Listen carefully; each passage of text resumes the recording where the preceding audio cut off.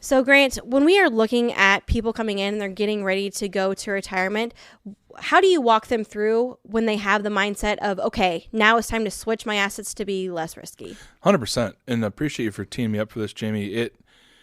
Like you said, this is a massive psychological shift. When you're turning now, looking at this nest egg and trying to create it into an asset. And really, just like how you approach conversations with elderly parents about becoming a trustee or executive of an estate, when you're approaching yourself and we're approaching families, I like to start with questions.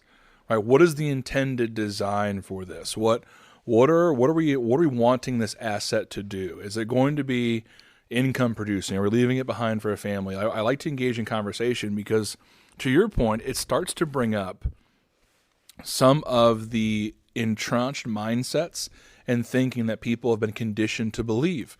For example, I think we talked about this many times with families together.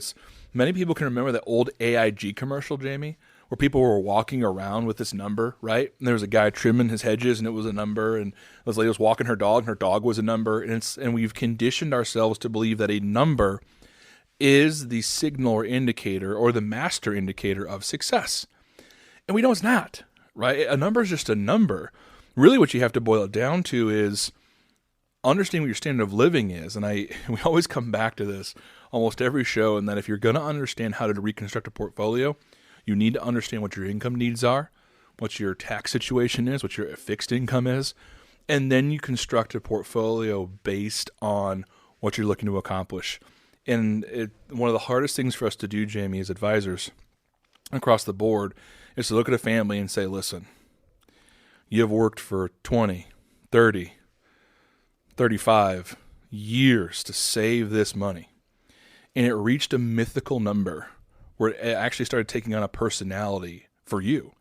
And the running joke we have in the firm, it was started by Joseph Clark, our managing partner, is many of the families, if they could, they would invite it to Thanksgiving dinner because it means that much to them, right? And if you hold on to the emotion inside of that and you start thinking, oh, this one big nest egg, this one big bucket must be my end-all, be-all, you get into trouble. And so we try to design for our families and people who come in at the Financial Enhancement Group is we try to design and restructure mindset. How do we play an efficient tax game? And then how do we divide up these resources to do jobs?